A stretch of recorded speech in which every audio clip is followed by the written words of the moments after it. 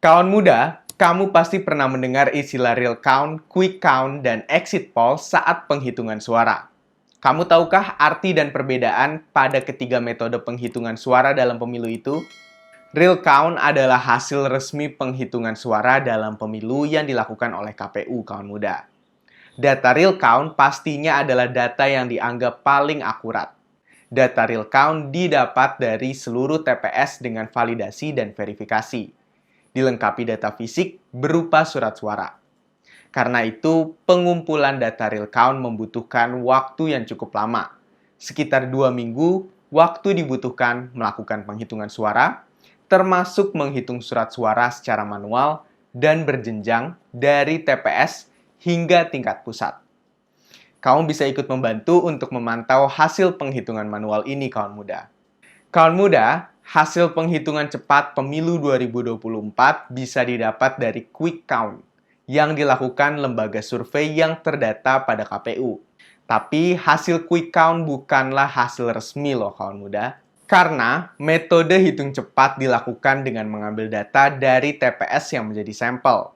Besarnya sampel bergantung pada dana yang dimiliki oleh lembaga survei.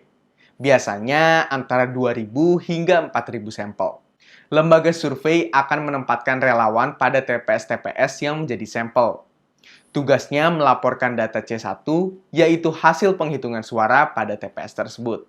Data dikirim langsung ke pusat data dan langsung juga diolah, sehingga biasanya dalam hitungan jam sudah didapat hasilnya. Perlu dicatat nih kawan muda, semakin besar sampel pada quick count akan semakin mencerminkan hasil yang sesungguhnya. Tidak cuma besarnya, sebaran sampel juga akan sangat berpengaruh pada hasil. Makanya harus mencerminkan prinsip keterwakilan dan juga proporsional. Bagaimana dengan exit poll kawan muda? Jangan disamakan ya antara exit poll dengan quick count. Memang exit poll juga menerapkan prinsip keterwakilan seperti quick count. Bedanya, pada exit poll, ada surveyor yang bertugas bertanya mengenai pilihan suara pemilih sesaat setelah keluar dari bilik suara.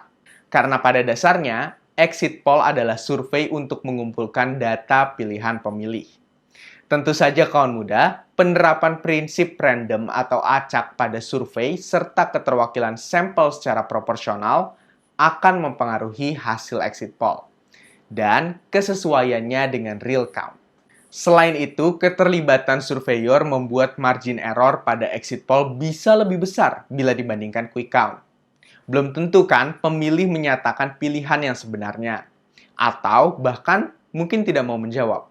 Yang menjadi masalah kawan muda, pencoblosan tidak dilaksanakan serentak karena ada pemilih di luar negeri yang memberi suaranya lebih dulu. Hasil exit poll dari pemilih luar negeri bisa mempengaruhi pilihan pemilih di dalam negeri yang belakangan melaksanakan hak pilihnya.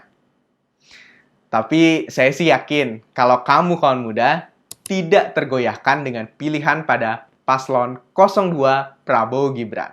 Kawan muda, soto mikuy.